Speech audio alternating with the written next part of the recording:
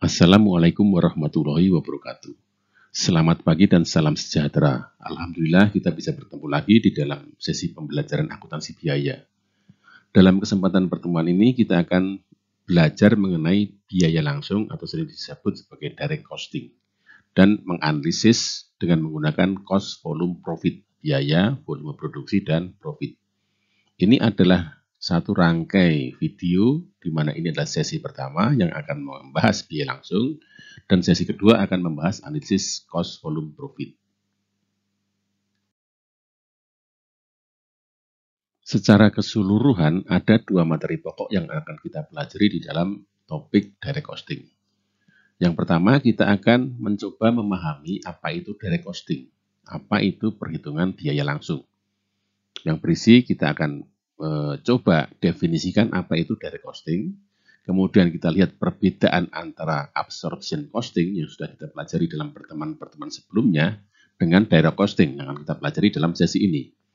Kemudian kita akan lihat kegunaan atau manfaat direct costing bagi cost management. Yang kedua, kita akan memahami CVP analysis. Kita akan mencoba melihat bagaimana menggunakan analisis CVP, cost, volume, profit, biaya, volume, dan profit, hubungan antara ketiga itu di dalam cost management. Kita akan lihat dulu bagaimana itu, apa itu arti dari CVP analysis, kemudian kita mencoba menghitung break even point atau titik impas, atau titik di mana penjualan tidak akan menghasilkan laba. Kemudian kita akan coba cari contoh atau kita akan jelaskan bagaimana menghitung level penjualan yang harus dicapai apabila manajemen menetapkan suatu profit tertentu, jumlah profit tertentu. Kemudian yang terakhir kita akan memahami margin of safety dan bagaimana menghitung rasio margin of safety. Materi pertama kita akan jelaskan di dalam video sesi pertama, sedangkan yang kedua akan kita jelaskan di dalam video sesi kedua.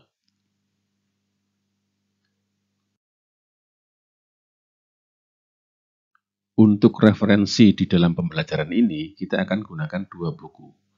Buku yang pertama berjudul Cost Accounting, edisi ke-14, yang ditulis oleh William K. Carter di bab 20.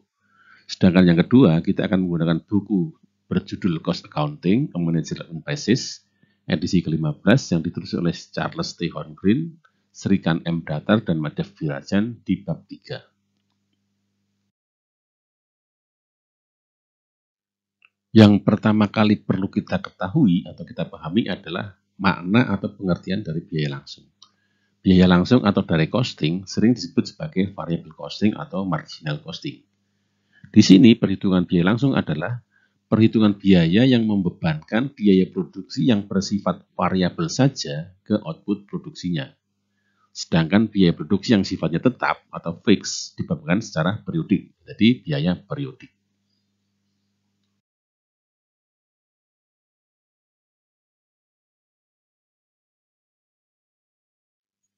Dari definisi biaya langsung atau direct costing tersebut, maka perhitungan biaya langsung hanya membebankan ke produk biaya produksi yang jumlahnya bervariasi atau jumlahnya naik atau turun secara langsung dengan volume produksi. Jadi jika volume produksi naik, maka biayanya akan naik. Sedangkan jika volume produksi menurun atau lebih rendah, maka biaya produksinya akan turun. Apa saja biaya produksi yang bervariasi tersebut? Ini adalah bahan baku langsung, upah langsung, dan overhead yang sifatnya variabel. Jadi biaya langsung itu dibebankan ke work in process atau barang dalam proses, ke dalam persediaan barang jadi, dan ke dalam harga pokok barang yang terjual. Jadi di dalam pengertian atau perhitungan biaya langsung, kita fokus kepada biaya-biaya yang besarannya dipengaruhi langsung oleh aktivitas produksi dan tingkatannya berubah-ubah. Tadi dikatakan bahwa bahan langsung, upah langsung, dan overhead yang variabel, ya, itu jumlahnya akan naik atau turun mengikuti kenaikan aktivitas produksi atau penurunan aktivitas produksi, dan tingkatnya pun berubah-ubah. Lalu bagaimana dengan biaya produksi yang sifatnya tetap? Misalkan factory overhead tetap. Nah, biaya produksi tetap ini akan dibebankan ke dalam laporan laba rugi sebagai biaya periodik. Jadi tidak dibebankan ke dalam produk yang dihasilkan oleh perusahaan. Tetapi di dalam laporan laba rugi dia akan dibebankan sebagai biaya periodik.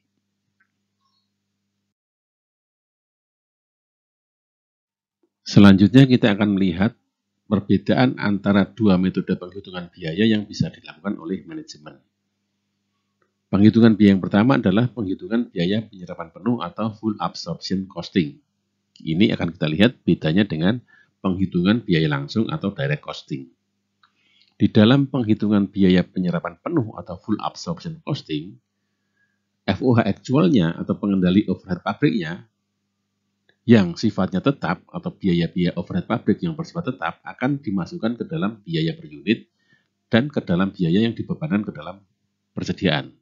Jadi komponen biaya produksi dari unit yang terjual maupun komponen biaya produksi dari unit yang masih di dalam persediaan terdapat komponen biaya tetap overhead-nya.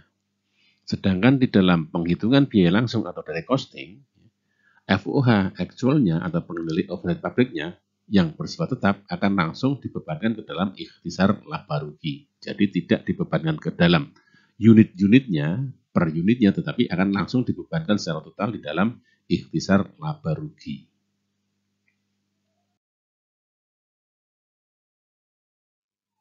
Secara sistematis, komponen-komponen biaya di dalam metode penghitungan biaya absorption costing dan metode penghitungan biaya direct costing dapat digambarkan sebagai berikut. Di dalam metode penghitungan biaya absorption costing, beban produk adalah komponen biaya bahan langsung, upah langsung, dan factory overhead, baik yang bersifat variabel maupun sifatnya tetap. Sedangkan beban produk adalah semua biaya administrasi dan biaya pemasaran yang dikeluarkan oleh perusahaan. Namun di dalam metode penghitungan direct costing, yang menjadi komponen beban produk adalah biaya-biaya bahan baku, upah langsung, dan FOH yang bersifatnya variabel saja. Kemudian ditambah dengan beban-beban administrasi dan pemasaran yang sifatnya variabel, yang naik atau besar kecilnya mengikuti tinggi atau rendahnya aktivitas produksi atau besar sedikitnya unit produk. Sedangkan di dalam beban periodik, yang akan menjadi komponen biayanya adalah biaya-biaya factory overhead yang bersifat tetap atau fix. Kemudian biaya-biaya administrasi dan biaya pemasaran yang sifatnya tetap.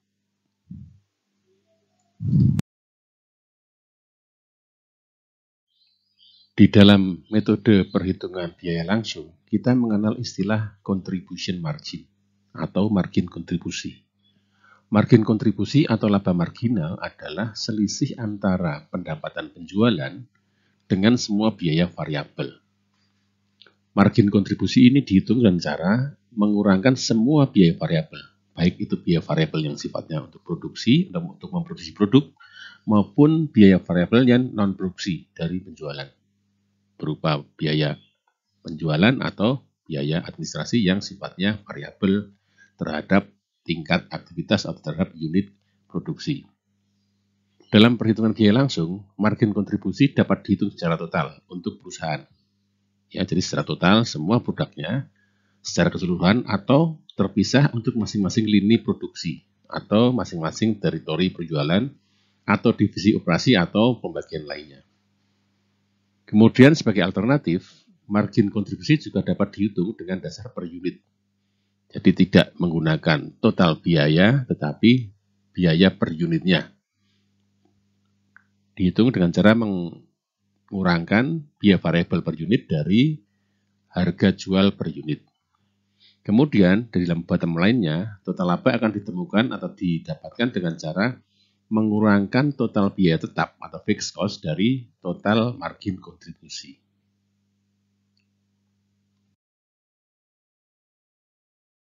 Berikut ini adalah gambaran secara garis besar laporan laba rugi atau income statement dengan menggunakan metode penghitungan direct costing. Diasumsikan penjualan adalah 10.000 unit, sehingga penjualan totalnya adalah 700.000 US dollar dengan harga 10 dolar per unit. Kemudian dikurangi dengan biaya variabel sejumlah 420.000 menghasilkan margin kontribusi atau contribution margin sejumlah 280.000. Jika kita menghitung per unitnya, maka penjualan per unit adalah 70 US dollar, kemudian dikurangi dengan biaya variabel untuk memproduksi unit produksi itu ada sejumlah 42 US dollar, sehingga margin kontribusi per unitnya adalah 28 US dollar per unit. Kemudian margin kontribusi ini akan dikurangkan dengan biaya tetap. Total biaya tetap adalah 175.000, sehingga menghasilkan laba operasi 105.000 US dollar. Jika kita hitung per unit, biaya tetap per unit akan menjadi 17,5, sehingga laba operasi adalah 10,50 US dollar per unit.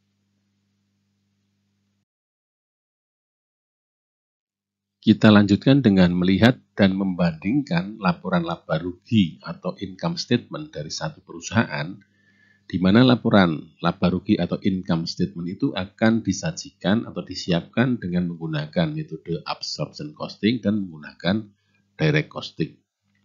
Di dalam laporan laba rugi atau income statement yang menggunakan metode absorption costing, data-data akan disajikan sebagai berikut. Penjualan berjumlah 3.100.000 akan dikurangi dengan harga pokok penjualan sejumlah 2.169.800 akan menghasilkan laba kotor 930.200. Harga pokok penjualan ini komponennya adalah bahan baku, upah langsung, dan overhead. Bahan baku dan upah langsung sifatnya variabel, sedangkan overhead sifatnya adalah tetap dan variabel. Jadi campur antara biaya tetap dan biaya variabel.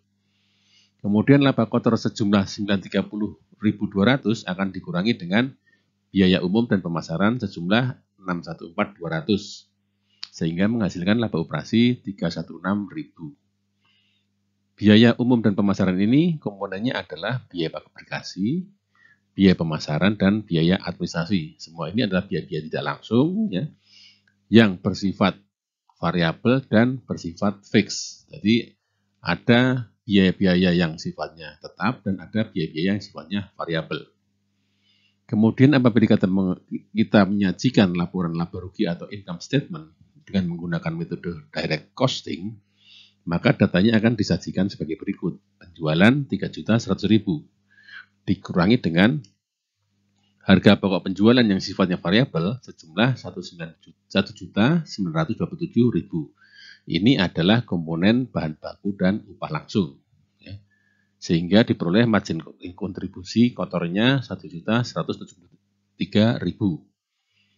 Kemudian akan dikurangi dengan biaya-biaya yang dapat ditelusuri ke dalam produk. Ini adalah biaya-biaya variabel, ya. Biaya-biaya yang dapat ditelusuri ke dalam produk terdiri dari biaya pabrikasi, biaya pemasaran, dan biaya administrasi. Totalnya adalah 632.000. Biaya pabrikasi ini komponennya adalah komponen overhead dan biaya pabrikasi di dalam biaya umum yang sifatnya variabel.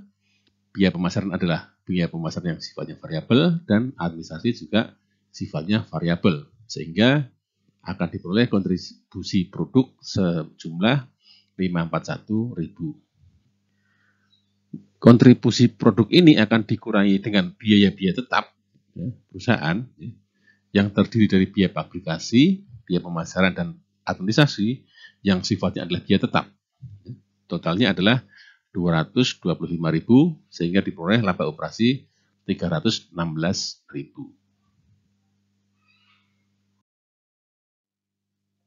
Selanjutnya kita melakukan analisis lebih lanjut dengan membuat rincian dari pendapatan dan biaya-biaya di masing-masing laporan laba rugi tersebut ke dalam masing-masing produknya. Di sini dicontohkan perusahaan PTA memproduksi produk A, B, dan C. Di dalam laporan keuangan yang menggunakan metode absorption costing, maka didapatkan penjualan total 3.100.000 terdiri dari produk A 1.054.000, produk B 1.070.000, dan produk C 490.000. Kemudian masing-masing di breakdown bahan bakunya, ya, biaya langsungnya bisa ditrasir ke dalam masing-masing produk sehingga didapatkan didapatkan biaya dari bahan baku langsung masing-masing produk. Kemudian upah langsungnya juga kita dapatkan datanya dan overheadnya sehingga diperoleh laba kotor produk A adalah 1.540.000, produk B 1.070.000, dan produk C 490.000. Dengan menggunakan laporan laba rugi yang disiapkan dengan metode absorption costing, maka manajemen bisa melihat bahwa produk A, produk B, dan produk C masing-masing masih menghasilkan laba kotor di masing-masing lini produksinya. Kemudian dengan melihat laporan keuangan atau laporan laba rugi yang menggunakan metode direct costing, manajemen akan mencoba melakukan rincian produk A, produk B, dan produk C, baik di penjualan maupun biaya-biaya langsung dan biaya tidak langsungnya. Di sini didapatkan bahwa harga pokok penjualan untuk produk A adalah 925.000. Ini adalah komponen bahan langsung dan upah langsung, bahan baku langsung dan upah langsung. 925.000. Demikian juga produk B dan produk C, sehingga manajemen memperoleh margin kontribusi kotornya produk A 615.000, produk B 48.000, dan produk C 78.000. Selanjutnya, manajemen akan melakukan penelusuran terhadap biaya-biaya yang sifatnya tetap dan variabel. Di sini ditelusuri mana saja biaya yang termasuk biaya variabel. Karena kita menggunakan direct costing, maka semua biaya variabel akan dikurangkan dulu dari total pendapatan atau total penjualan. Kita dapatkan ada 3 komponen, biaya pabrikasi, biaya pemasaran, dan biaya administrasi. Biaya pabrikasi ini terdiri dari biaya-biaya overhead yang di produk yang bisa langsung ditransfer ke dalam produknya, dan kemudian termasuk biaya umum dan pemasaran yang bisa ditransfer ke dalam produk.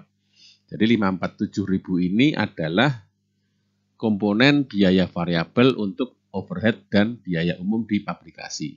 Ya. Sehingga totalnya biaya pabrikasi variabel 547.000, biaya tetapnya 45.000 adalah total dari overhead ditambah biaya pabrikasi di biaya umum.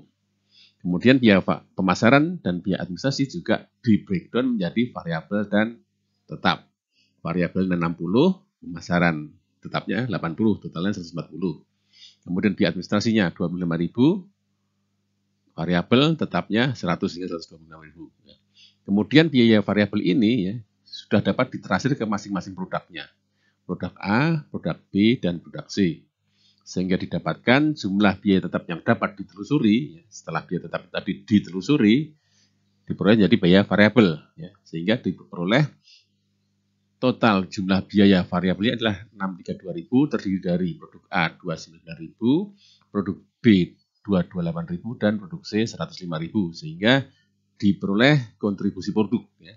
Kontribusi margin dari masing-masing produk adalah produk A 316.000, produk B 252.000, dan produk C negatif 27.000. Dari analisis ini, manajemen bisa menyimpulkan bahwa produk C sebenarnya sudah negatif kontribusi marginnya, dalam arti hasil pendapatan atau penjualannya sudah di bawah biaya-biaya variabel untuk membuat produk C tersebut.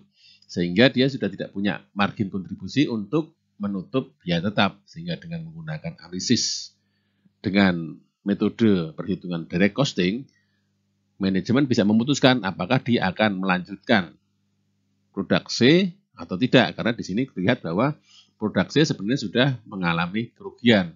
Kalau kita menggunakan metode absorption costing, terlihat masih ada laba kotor. Tetapi kalau dilihat dari direct costingnya, dilihat dari analisis biaya-biaya langsung yang digunakan untuk membuat produk, ternyata produk C sudah negatif.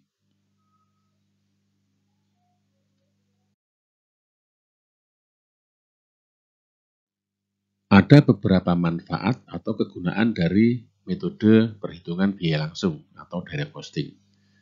Kegunaan yang pertama adalah perhitungan metode biaya langsung bisa digunakan sebagai alat perencanaan laba, sebagai alat untuk merencanakan laba perusahaan. Perhitungan biaya langsung berguna dalam perencanaan jangka pendek, dalam menetapkan harga untuk pesanan langsung, dan dalam membuat beberapa keputusan operasional lainnya. Perhitungan biaya langsung membantu manajemen untuk mengidentifikasikan data-data yang relevan untuk suatu segmen penjualan dan total laba dari volume-volume penjualan tertentu. Perhitungan biaya langsung juga membantu manajemen dalam merencanakan atau merancang dan mengevaluasi dampak atau akibat atas laba dari suatu keputusan untuk merubah atau ada perubahan di dalam volume, perubahan di dalam bauran penjualan atau mix produknya, di dalam memutuskan untuk membuat atau membeli suatu produk, dan di dalam mengakuisisi peralatan baru.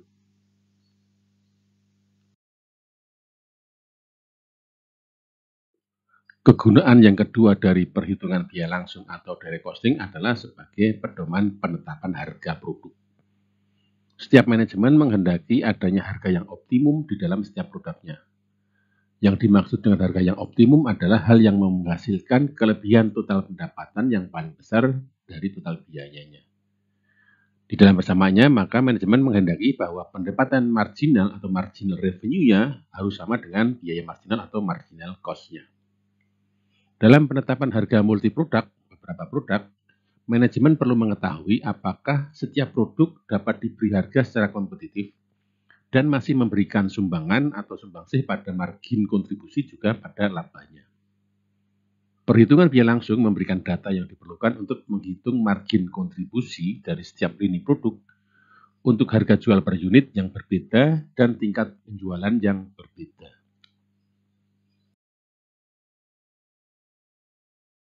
Selanjutnya, kegunaan yang ketiga dari perhitungan biaya langsung atau direct costing adalah untuk evaluasi profitabilitas dari multi produk.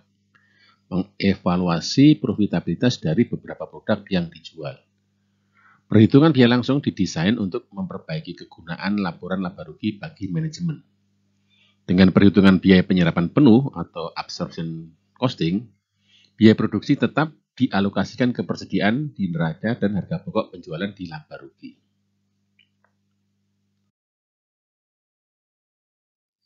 Kegunaan yang keempat dari perhitungan metode biaya langsung adalah untuk pengambilan keputusan manajerial.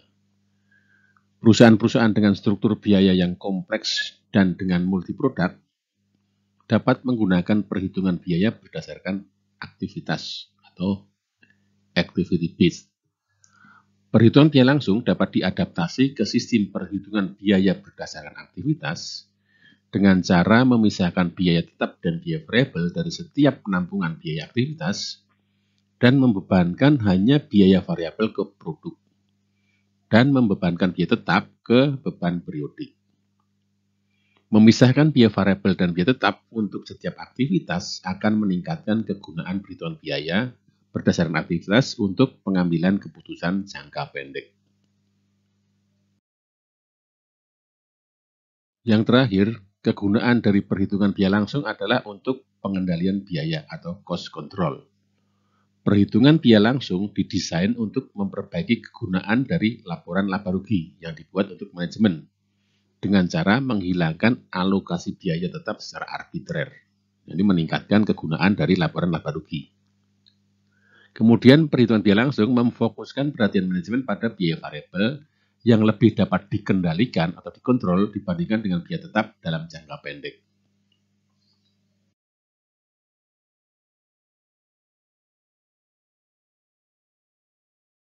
Demikian akhir dari pembahasan kita, sesi 1 dari costing.